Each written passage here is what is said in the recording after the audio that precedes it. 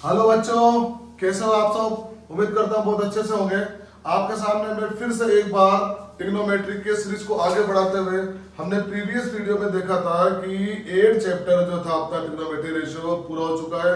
उसमें proof date तक हमने कर लिए। फिर भी अगर आप लोगों के कोई क्वेश्चन हो, कोई क्वेरी हो तो प्लीज सेंड मी, उसको भेजना जरूर, हम करेंगे। और अब इसके अगला वाला जो चैप्टर है, चैप्टर नंबर 9, जिसका नाम है सम एप्लीकेशन ऑफ ट्रिग्नोमेट्री, वो आपके सामने आज मैं यहाँ पर लेकर आ रहा हूँ। और बहुत ही छोटा सा चैप्टर है, एक ही एक्सरसाइज है, 14-15 उसमें क्वेश्चन है, तो ज्यादा टाइम उसमें नहीं लेंगे, 2 ही क्लास में खत्म करेंगे। आज मैं सिर्फ आपको बेसिक बताऊंगा, नेक्स्ट वीडियो में उसके क्वेश्चन चलेंगे अपने, और वो आपका चैप्टर खत्म। 3 से 4 नंबर का आता है, एक क्वेश्चन इसमें बड़ा आएगा, एक क्वेश्चन 1 मार्क्स या ऑब्जेक्टिव आ सकता है एमसीक्यू में, लेकिन आएगा जरूर। ठीक है, तो स्वागत है आपका एमजी प्लस में। और मैं यहाँ पर देखो, यहाँ मैंने क्या लिखा, some application of trigonometry, chapter का नाम, और ये चैप्टर है अपना चैप्टर नंबर 9, आपकी बुक का एनसीईआरटी का चैप्टर नंबर 9 है। इस चैप्टर में सिर्फ 2 ही चीज इंपॉर्टेंट है, मैंने यहाँ लिख रखे हैं, देखो उधर ध्यान रख दो, अभी करेंगे उसको। इधर देखो, एंगल ऑफ एलिवेशन और एंगल ऑफ डिप्रेशन। ठीक है, एंगल ऑफ एलिवेशन मतलब क्या होगा और एंगल ऑफ डिप्रेशन मतलब क्या होगा, ये आप लोगों को बहुत अच्छे से आता है। कई लोग आप कर चुके हो, ये एक्सपेरिमेंट कर चुके हो, क्वेश्चन की बात नहीं कर रहा, एक्सपेरिमेंट भी आप लोग कई बार कर चुके हो। आज देखते हैं उसका। तो जब भी आप उसका एक्सपेरिमेंट करोगे, आपको ये चैप्टर फिर से याद आ जाएगा। एंगल ऑफ एलिवेशन, आप एलिवेटर देखा आपने, आप मॉल वगैरह में जाते हो, वो चलने वाले सीढ़ियां इलेक्ट्रिक, खड़े हो गए सीधे ऊपर से लगे, ऊपर से खड़े हुए सीधे नीचे आ गए, बस यही अपना एलिवेशन और डिप्रेशन, अपना दोनों खत्म। ठीक है, अब देखते हैं कैसे खत्म हुआ। एक गेम की तरह इसको लेते हैं। पहला हम देखते हैं एंगल ऑफ एलिवेशन, ये वाला फर्स्ट वाला। इसमें क्या है कि मान लो ये अपना सरफेस है, हम खड़े इस पर, यहाँ पर ये एक पोल लगा हुआ है। ठीक है, एक पोल यहाँ पर है, ये पोल सीधा होता है, इसलिए ये पोल हो गया। ठीक है, यहां पर अपना कोई ऑब्जेक्ट रखा हुआ है, कोई भी, इसको मान लेते हैं ऑब्जेक्ट, या आप थोड़ी देर के लिए मान सकते हैं पतंग फंसी हुई है यहाँ पर, आपकी काइट है, मान के चलता है, काइट गोल नहीं होती, हम मान रहे हैं ऐसा कि यहाँ पर अपनी एक काइट फंसी हुई है। अब यहां से यहाँ पर एक लड़का खड़ा हुआ है, एक बच्चा खड़ा हुआ है, जो कटी पतंग देखते हो तार पे फंस रही है, तो पोल के टॉप पर कोई पतंग फंसी हुई है, आप कहीं भी ले सकते हो, इसमें ऐसा नहीं है, मैंने टॉप पे ले लिया। ठीक, अब यहाँ पर क्या करेगा, उस लड़के ने क्या देखा कि पोल के टॉप सिरे पर एक पतंग अटकी हुई है और वो मुझे चाहिए। तो सबसे पहले वो यहां से देखेगा, ऐसे उसकी नजरें गई यहां से यहां तक। अब जो उसका सरफेस बना, अब इस बात का आप ध्यान रखना, हमेशा जो एंगल जो बनता है वो सरफेस से बनता है।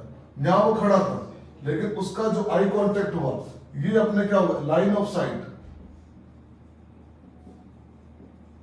देखा, मतलब उसने इस साइड पर देखा यहां से।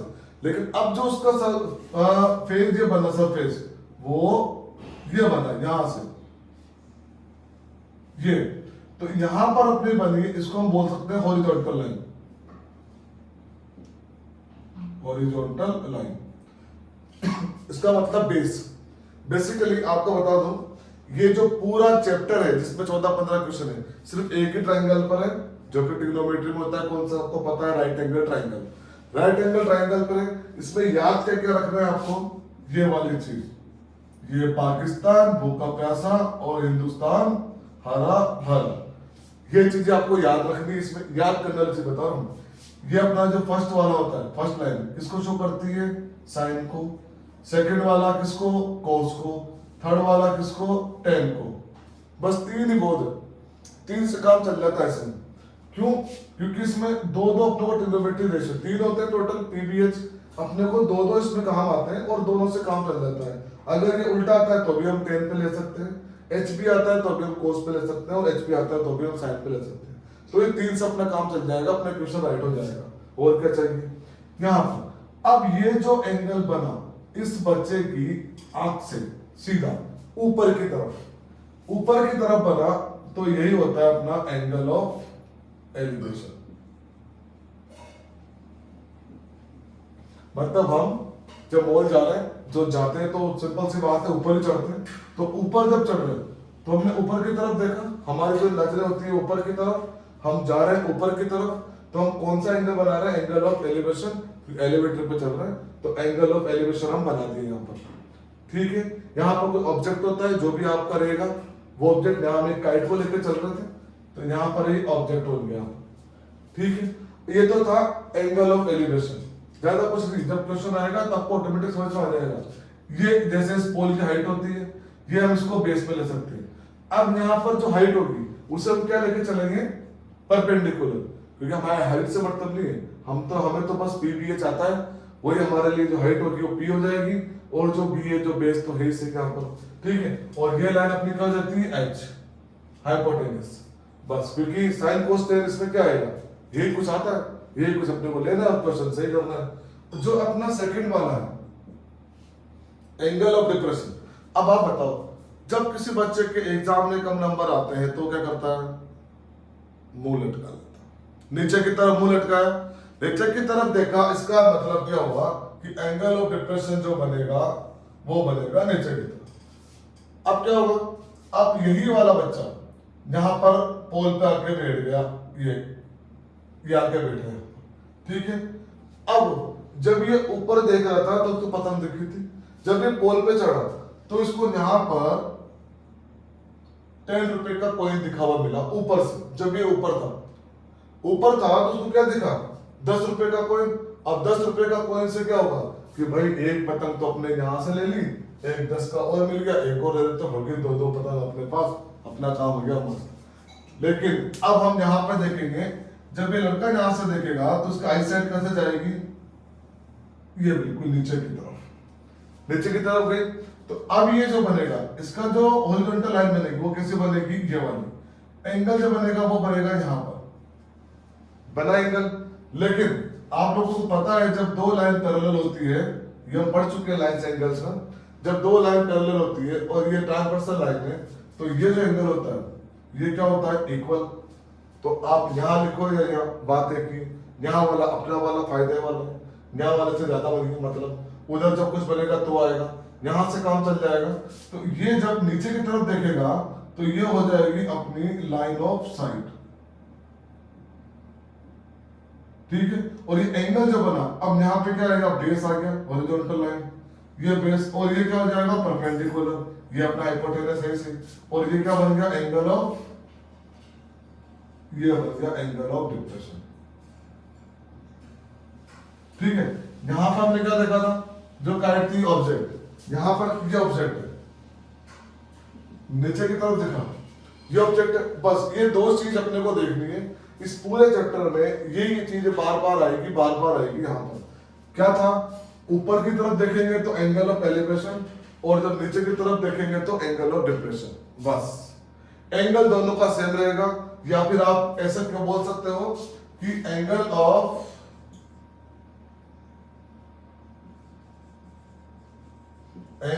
Elevation equal to angle of depression.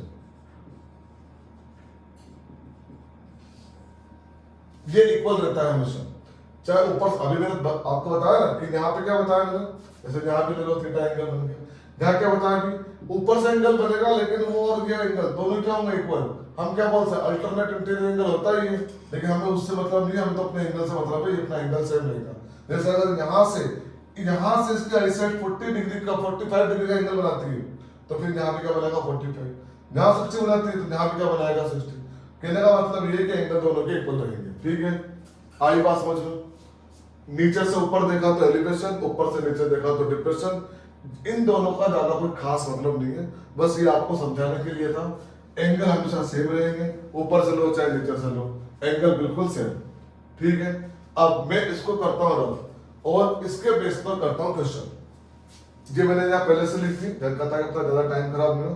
अभी सिंपल ये ऐसे क्वेश्चन एग्जाम में 1 मार्क्स ज्यादा से ज्यादा नहीं आने के चांस ज्यादा है, और आएंगे तो ओनली 1 मार्क्स, क्योंकि ये बिल्कुल सिंपल अभी। उसके बाद जो आपके एग्जाम में आएगा वो डबल एंगल वाला आएगा, वो हम अपनी नेक्स्ट क्लास में देखेंगे डबल एंगल कैसे।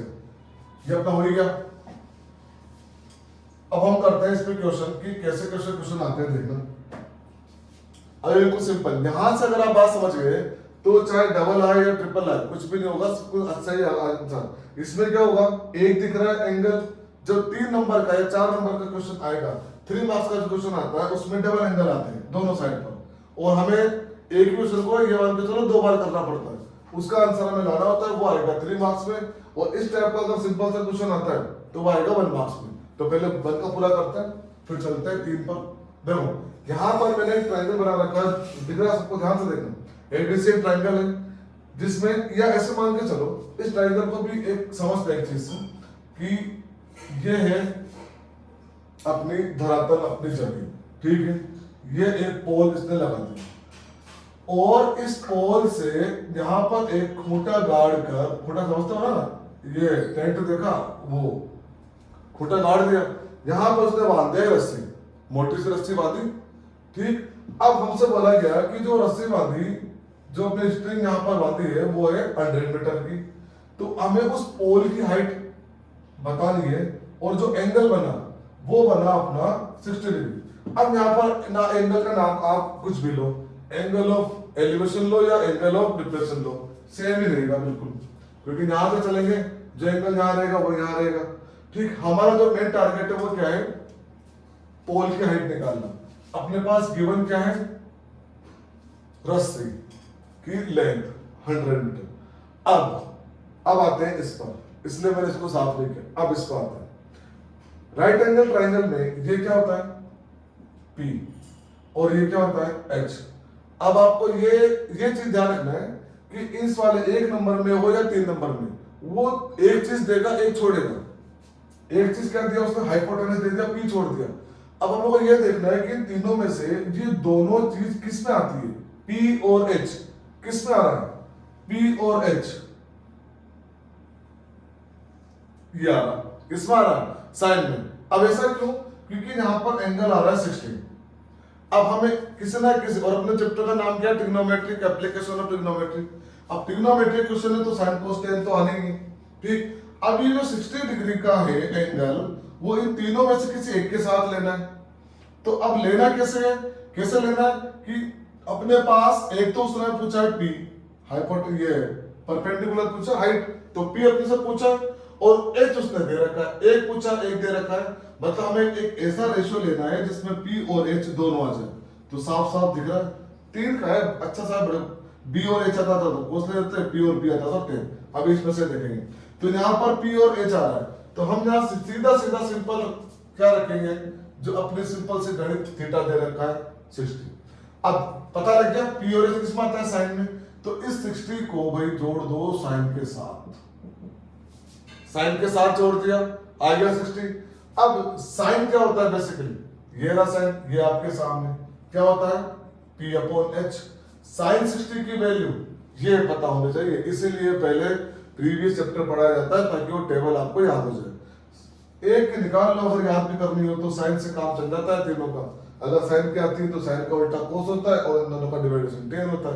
साइन की कर लो, चलो मैं यहाँ लिख देता हूँ। साइन 30 कितना होगा, साइन 30 कितना होगा, चलो आपको एक शॉर्ट में बताऊंगा मैं कि डायरेक्ट वैल्यू कैसे फाइंड करते हैं, सीधे सीधे रटना नहीं है।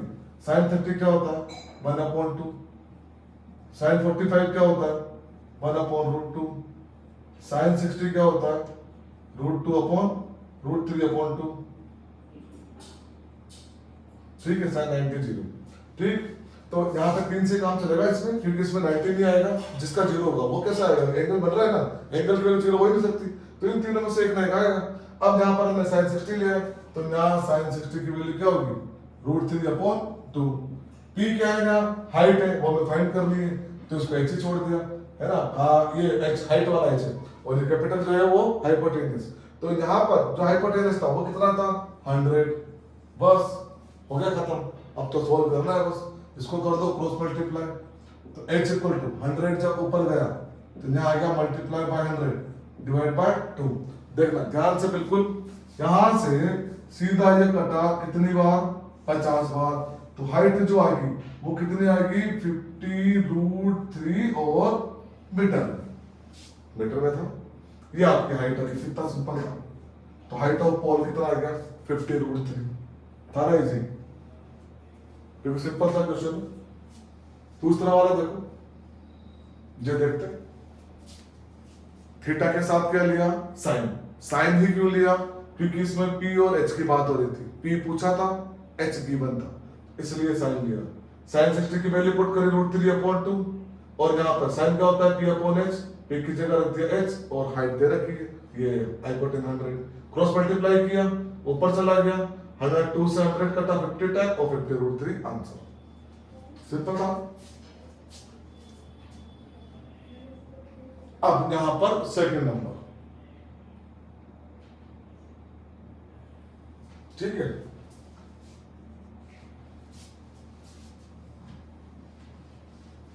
चलो अब दूसरा वाला देखते हैं।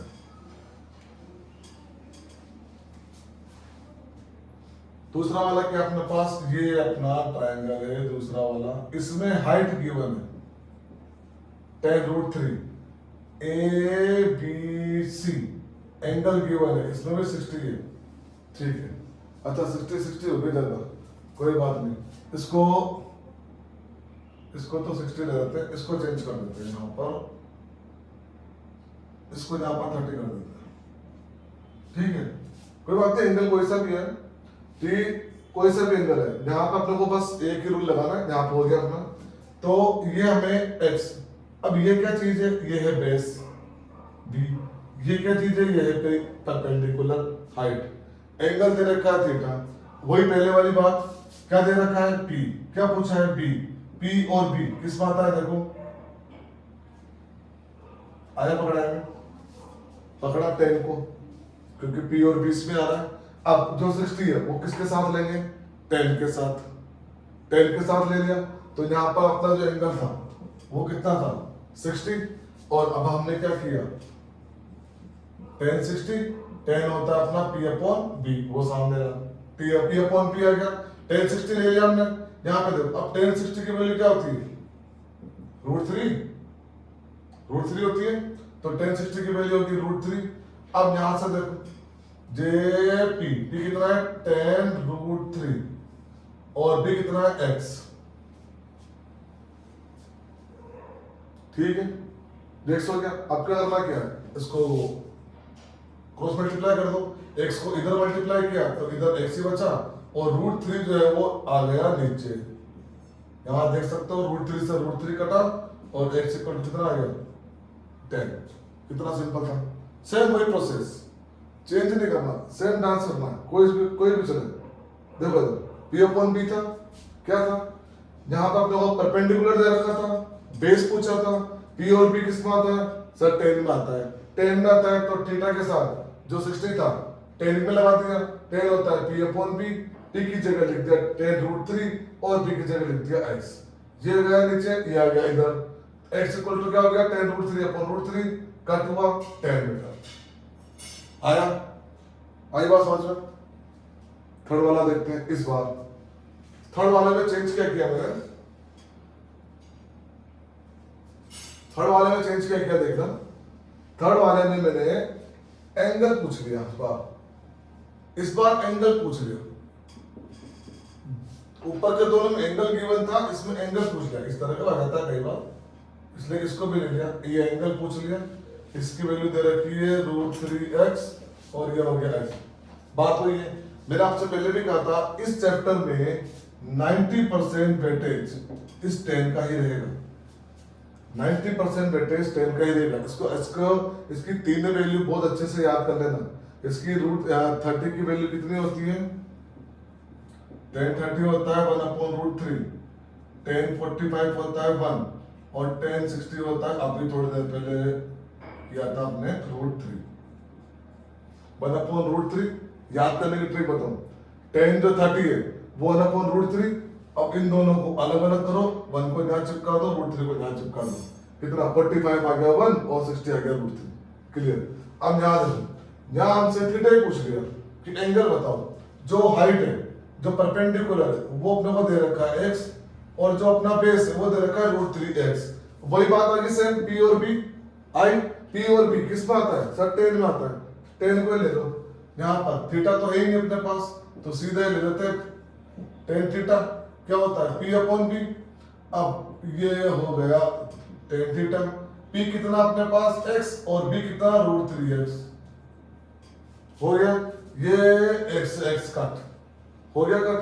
अब यहां देखो कितना हुआ 1/√3। अभी थोड़ी देर पहले बताया 1/√3 10 में किसकी वैल्यू होती है 30 की। तो यहां हम क्या लिख सकते हैं tan theta equal to tan 30, 10 से 10 उड़ा दो और थीटा का आ गया 30 डिग्री, ये अपना एंगल हो गया, ये आ गया अपना 30। वही सिंपल सी बात, थोड़ा सा चेंज कर दिया है, वही रूल वही लगा, देख लो आप। P दे रखा था, बेस दे रखा था, थीटा पूछा था, थीटा के साथ थीटा ही जोड़ दिया, टेन के साथ क्यों लिया, क्योंकि इसमें P और B की बात थी इसलिए टेन लिया। यहां से x कटा 1/√3। अब थीटा की वैल्यू निकालनी तो टेन को उड़ाना है, तो 1/√3 किसकी वैल्यू होती है tan 30 की, tan से tan खत्म, थीटा को 30 डिग्री बन गया। अच्छा सा सिंपल ही था। क्वेश्चन नंबर 4 देखो, यहां से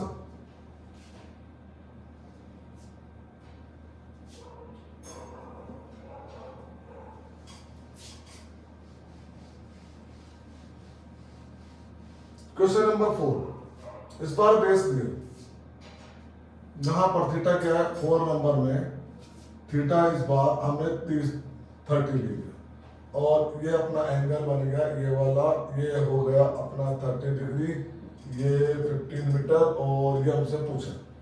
वही पहला फर्स्ट क्वेश्चन देखो, चलो मुझसे पहले करके बताओ आया। देखो यहां पर क्या है, ये P है, ये H है, P और H किसकी बात हो रही है, यहां से किसकी बात हुई साइन की, साइन के साथ 30 को ले लो। अब साइन क्या होता है P अपॉन H, कर चुके हम, साइन 30 की वैल्यू 1/2, P यहाँ पर कितना था H और H का कितना था जो हाइपोटेनस था वो कितना था 15, ये क्रॉस में गया इधर तो H इक्वल टू हो गया 15/2 और ये हो गया 7.5 मीटर। अब तो सिंपल ही हो गया बिल्कुल ये। इसको देखो और इसको देखो, सेम है, सेम है, तो ये आपको लिए